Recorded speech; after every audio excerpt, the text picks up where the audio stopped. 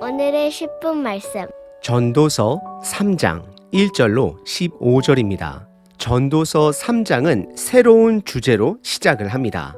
그것은 시간입니다. 정해진 때를 말합니다. 1장과 2장에서는 헛된 삶, 죽음으로 제한된 인생, 그리고 사람의 유산에 대한 헛됨을 고백합니다. 그리고 오늘 본문은 시간에 대해 가르침을 시작합니다. 그 시간은 제한된, 정해진 때를 말하고 있습니다. 우리는 이 땅에 태어나 제한된 시간 안에 때를 따라 살아갑니다. 예를 들어 어린 아이의 때가 있으며 어른의 때가 있고 노년의 때가 있습니다. 전도자는 이런 시간 속에 시간의 때의 주인 되신 하나님을 바라보게 합니다. 오늘 본문은 하늘 아래 인간의 삶의 때를 다루고 있습니다. 그리고 이 모든 것을 주관하시는 하나님을 드러냅니다. 그래서 전도자는 비록 하나님이 계획하신 그 시간의 때를 온전히 이해하지 못할지언정 시간의 주인 되신 하나님을 신뢰하도록 가르치고 있습니다.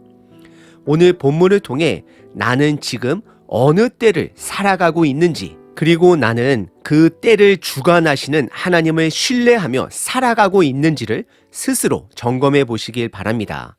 오늘 본문은 두 부분으로 나눌 수 있습니다. 첫 번째, 정해진 때입니다. 두 번째, 하나님의 주권입니다. 첫 번째 부분은 1절서부터 8절까지 정해진 때를 말합니다. 우선 1절에 하나님이 창조하신 우리들의 삶에는 그분의 정해진 때가 있다라고 고백을 합니다. 1절입니다. 범사에 기한이 있고 천하 만사가 다 때가 있나니 라고 고백합니다. 이것은 두 가지를 말하고 있습니다. 첫 번째는 전도자는 하나님의 주권을 간접적으로 드러냅니다. 그리고 두 번째는 전도자는 우리 모두가 그 때 안에 살아가고 있음을 인지하게 합니다. 결국 해 아래 이 땅에 제한된 삶을 정해진 때로 표현하고 있는 것입니다. 그리고 본문은 14가지 짝을 이룬 때로 표현하고 있습니다. 예를 들어 2절에 보시면 태어날 때가 있고 죽을 때가 있다라고 고백합니다. 그리고 문장 구조상 긍정적인 것 하나와 부정적인 것 하나를 묶어 나열하고 있는 것처럼 보이지만 자세하게 14가지 짝을 살펴보면 정확한 패턴은 없습니다. 하지만 큰 그림은 두 가지입니다. 첫 번째, 우리의 삶은 제한되어 있음을 말하고 있습니다. 그리고 두 번째는 그 제한된 때는 인간이 통제할 수 없다라고 말하고 있는 것입니다. 그래서 우리들로 하여금 그 때를 통제하시는 하나님을 바라보도록 만들고 있습니다. 우선 첫 번째 때와 두 번째 때는 시작과 끝을 말합니다. 첫 번째 때는 태어날 때가 있고 죽을 때가 있다 말합니다. 이것은 우리들의 인생입니다. 그리고 두 번째 때는 식물을 심을 때가 있고 심은 것을 뽑을 때가 있다 말합니다. 이것 또한 식물의 태어남과 죽을 때를 다시 한번 강조하는 것입니다.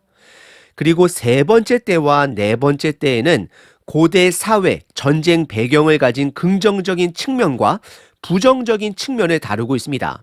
우선 긍정적인 측면은 회복의 때가 있고 건물을 세울 때가 있다라고 말을 하고, 부정적인 측면으로는 죽일 때, 즉 전쟁과 다툼으로 서로를 죽일 때가 있고 건물을 허물 때가 있다 말합니다. 그리고 4절에 다섯 번째 때와 여섯 번째 때는 감정의 때입니다. 부정적인 감정은 울 때와 슬퍼할 때가 있고 긍정적인 감정은 웃을 때와 춤출 때가 있다라고 고백합니다. 그리고 5절에 일곱 번째의 때는 돌을 던질 때와 돌을 거둘 때를 말합니다. 많은 학자들이 이것을 사랑의 표현이다, 양떼를 셀 때에 목자들이 하는 행동이다 라고 여러 가지 의견들이 있습니다. 고대 당시 돌은 매우 다양한 활용 수단입니다. 그래서 돌은 전쟁 무기가 되기도 하고 돌은 담이 되기도 하고 집이 되기도 합니다. 그래서 이 부분은 고대 시대에 돌을 활용하는 모든 상황 속에 던져질 때와 거둘 때가 있음을 말하는 것입니다. 그리고 8번째 때는 사람 관계의 때를 말하면서 서로가 안을 때가 있고 사랑할 때가 있다라는 것이죠. 그리고 않는 일을 멀리 할 때가 있다 말합니다. 그리고 6절에 9번째의 때와 10번째의 때는 우리들에게 포기할 때와 포기하지 말아야 할 때를 말하는 것처럼 여겨집니다. 그래서 9번째 때는 찾을 때가 있고 이럴 때는 포기하면 안 되겠죠. 잃어버릴 때가 있다 말합니다. 잃어버릴 때는 그냥 포기하셔야 됩니다. 그리고 10번째 때는 지킬 때가 있고 이럴 때는 포기하면 안 되겠죠. 또한 버릴 때가 있다 말합니다. 이때는 잊어버리고 포기하셔야 합니다. 그리고 7절에 11번째의 때는 애도할 때가 있음을 말하고 있습니다. 그 애도의 표현을 옷을 찢을 때가 있고 꿰맬 때가 있다라고 표현합니다. 고대 당시 슬픔의 표현은 옷을 찢는 것이 슬픔과 애도의 표현이 되는 것입니다. 그리고 12번째의 때는 침묵할 때가 있고 침묵하지 말아야 할 때가 있음을 말합니다. 그리고 8절에 13번째 때와 14번째의 때는 감정의 때를 말합니다. 긍정적인 때는 사랑할 때이고 평화의 때가 있다 말합니다. 그리고 부정적인 때는 미워할 때가 있고 전쟁할 때가 있다라고 말을 합니다. 오늘 본문의 첫 번째 부분은 하늘 아래 인생을 14가지 때로 설명을 하고 있습니다. 이 부분은 한때 한때의 의미를 두기보다는 더 큰 그림으로 보셔야 합니다. 인간은 제한된 시간 안에 그 때를 통제할 수 없음을 말하고 있습니다. 그래서 시간의 때를 통제하시는 하나님만을 바라보셔야 합니다. 두 번째 부분은 9절서부터 15절로 하나님의 주권입니다. 하나님의 주권을 질문과 답을 통해 드러내고 있습니다. 9절의 질문입니다. 일하는 자가 그의 수고로 말미암아 무슨 이익이 있으랴라고 질문하고 있습니다. 전도자는 인생의 정해진 때에 수고를 통해 무슨 이익이 있는지 스스로에게 저와 여러분들에게 묻고 있는 것입니다. 그리고 전도자는 두 가지로 답을 합니다. 첫 번째는 우선 무슨 이익을 따지기 전에 우리의 마음 자세를 수정해 줍니다. 10절과 11절에 인간은 하나님이 하시는 일을 측량할 수 없다라고 답을 합니다. 하나님은 사람을 창조하시고 죄가 이 땅에 들어오기 전부터 일을 하도록 하셨습니다. 하지만 죄가 들어오므로 거룩한 노동 이외에 먹고 살기 위한 일까지 추가됨을 10절에서 말하고 있는 것입니다. 그리고 제한된 이 땅에서 영원한 하나님의 나라를 사모하도록 하셨다라고 성경은 말합니다.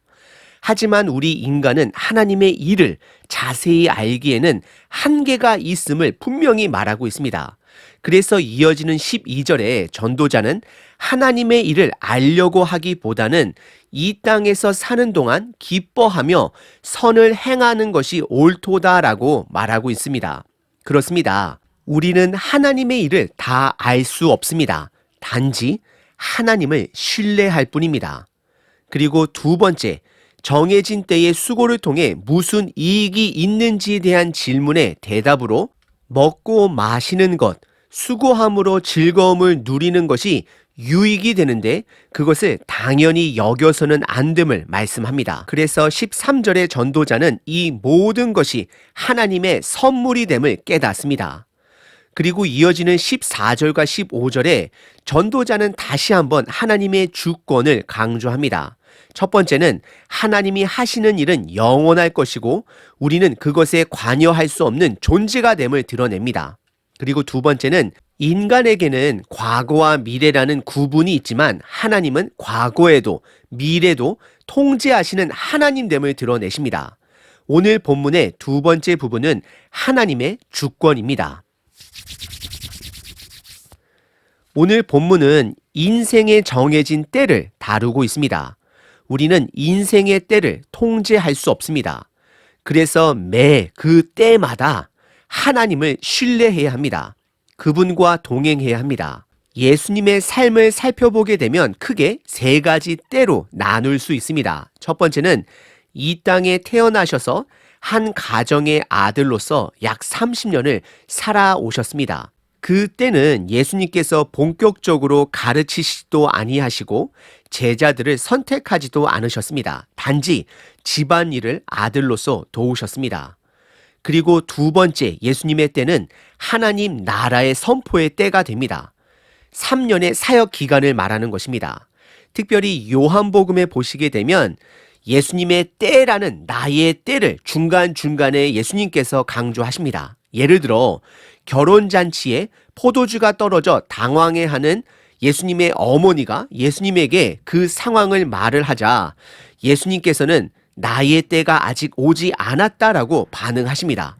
결국 예수님은 하나님의 때에 맞추어 살아가신 분이신 것입니다. 그래서 제자들도 예수님의 가족들도 예수님이 그 말씀하시는 때를 이해하지 못했습니다. 왜냐하면 예수님의 때는 하늘 아래의 때가 아니라 하늘 위의 아버지의 때를 따라 사셨기 때문입니다. 그리고 마지막으로 예수님의 세 번째 때는 십자가 사건과 부활의 때가 됩니다. 예수님은 이 땅에 죽기 위해 오셨습니다. 그리고 그 때를 위해 순종하셨습니다. 하나님 아버지를 신뢰하셨습니다. 그리고 아직 이루어지지 않은 예수님의 네 번째 때 또한 있습니다. 그것은 우리에게 소망이 됩니다. 그 때는 바로 예수님께서 두 번째로 이 땅에 돌아오실 때가 됩니다. 저와 여러분들은 이 땅의 인생의 때뿐만 아니라 하나님 나라의 때에 맞게 살아야 합니다. 지금은 예수님이 오시기 전의 때로서 마지막 때로 불립니다. 이 마지막 때에는 삶의 우선순위가 분명해져야 합니다. 오늘 하루도 먹고 살기 위해 최선을 다해 살아가시겠지만 동시에 그 이상으로 이 마지막 때에 하나님의 자녀로 살아가시는 저와 여러분 되시길 바랍니다. 하나님, 이 땅의 때뿐만 아니라 하나님 아버지의 때를 인지하고 하나님을 신뢰하며 살아가는 하루 되게 하시옵소서. 아멘.